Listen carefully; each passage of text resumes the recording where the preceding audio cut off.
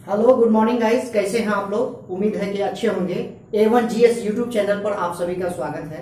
जैसे कि आप सभी को पता होगा कि मैं आप लोगों के बीच लगातार भारतीय संविधान को कंटिन्यू करते जा रहा हूं। तो आज आप लोग के समक्ष एक बहुत ही महत्वपूर्ण चैप्टर लेके आया हूं। चैप्टर का नाम है वाइस प्रेसिडेंट ऑफ इंडिया, यानी भारत के उपराष्ट्रपति। कौन भारत के उपराष्ट्रपति होते हैं, क्या फंक्शन है उनका, क्या वर्क है उनका, क्या पावर है उनके पास, कौन एलिजिबल है भारत के उपराष्ट्रपति बनने के लिए। आज मैं आप लोगों के सामने चंद मिनटों में चुटकी में याद करवाता हूं। आप हमारे साथ बने रहिए और ध्यान से देखिए।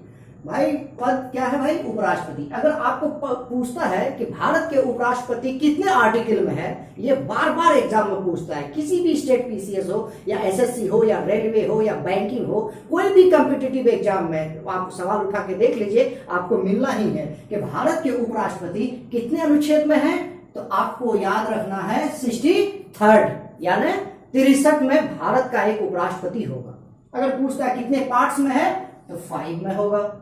नेक्स्ट चलेंगे, भारत के उपराष्ट्रपति कौन है भाई, क्या है?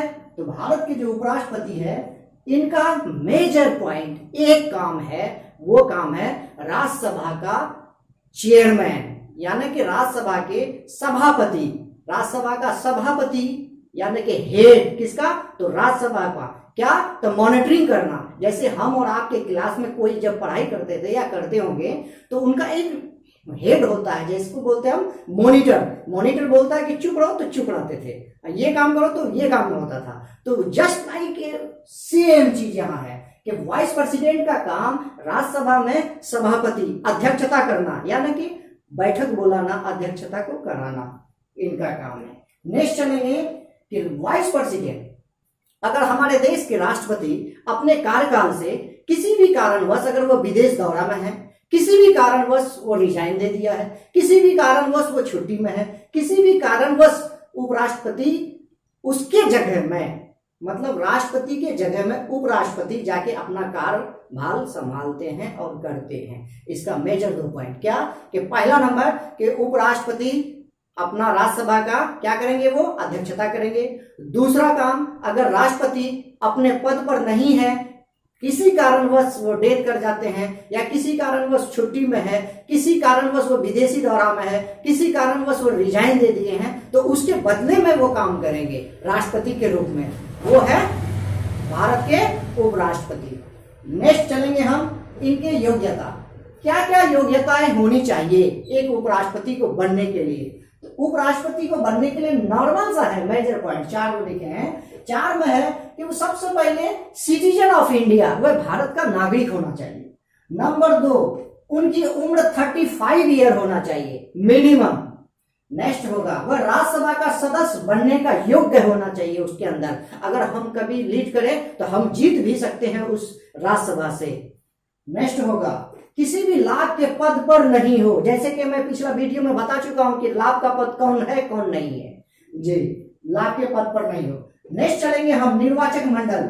निर्वाचक मंडल दैट मीन्स इलेक्टोरल कॉलेज, उसको बोलते हैं, एक टर्म है। तो इसको कौन चुनता है, कैसे बनते हैं भारत के उपराष्ट्रपति? तो देखिए, Lok Sabha plus Rajya Sabha plus nominated person.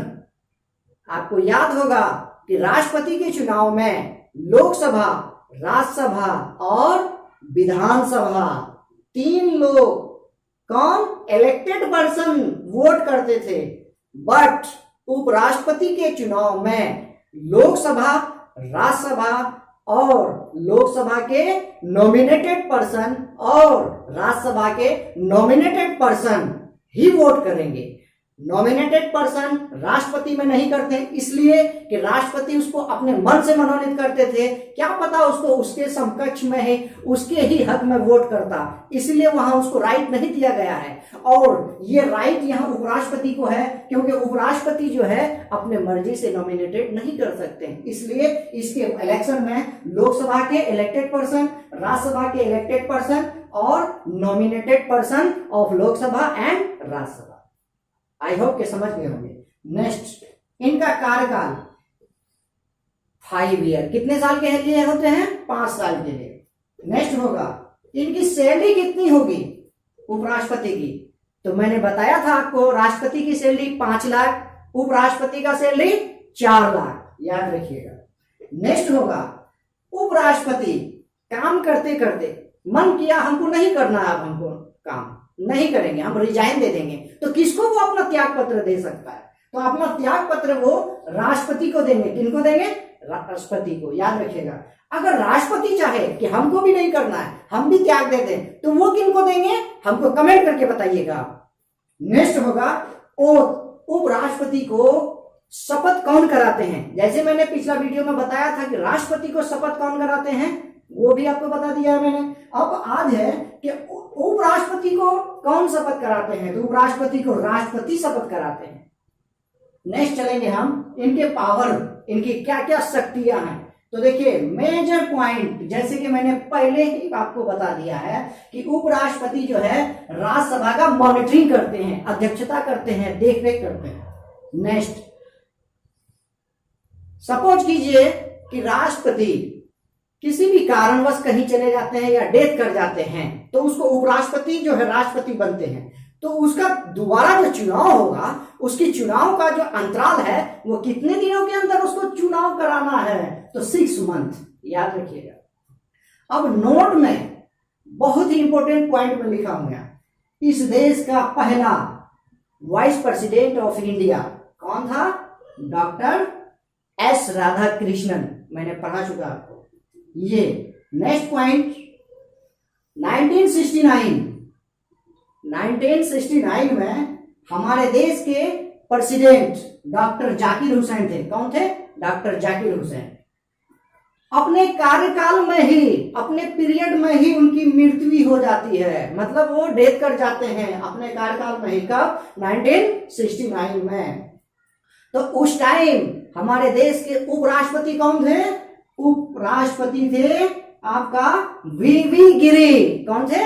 वीवी गिरी। तो देखिए राष्ट्रपति का डेथ हो जाते हैं और वीवी गिरी जो उपराष्ट्रपति है संयोग बस वो रिजाइन कर देते हैं। क्या करते हैं? रिजाइन कर देता है। तो देश का राष्ट्रपति तो कोई नहीं बनता है। अब उस टाइम राष्ट्रपति जो है वो डेथ कर जाते हैं और उपराष्ट्रपति राष्ट्रपति का कार्यकाल करने के लिए वो योग्य बनते हैं। उस टाइम उसको योगदान देना होता है, लेकिन वो संयोग बस उस टाइम रिजाइन करते हैं। तो अब देश का राष्ट्रपति कौन होंगे भाई? तो उस टाइम राष्ट्रपति होना अति आवश्यक है। तो उस पीरियड में आपको बता देता हूं मैं कि देश का राष्ट्रपति CJI, chief justice of India कौन थे? तो एम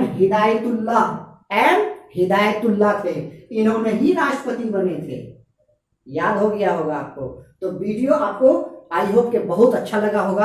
आप हमारे साथ ऐसे ही बने रहिए और कमेंट कीजिए, अपने दोस्तों को ज्यादा से ज्यादा शेयर कीजिए और सब्सक्राइब कीजिए। सब्सक्राइब के बाद आप बेल आइकन को जरूर दबाइए, इसलिए कि जो ही मैं वीडियो यहाँ अपलोड करूं आपके पास नोटिफिकेशन ऑन द स्पॉट पहुंच जाए और आप इसका आनंद ले सके।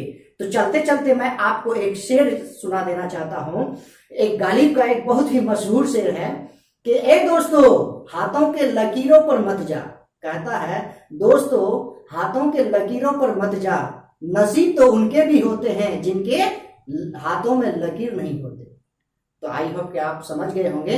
तो मैं अब क्या कहना चाहता हूं, आप लोग हमारे साथ ऐसे ही कमेंट कीजिए, बने रहिए। इसके लिए बहुत बहुत शुक्रिया, धन्यवाद।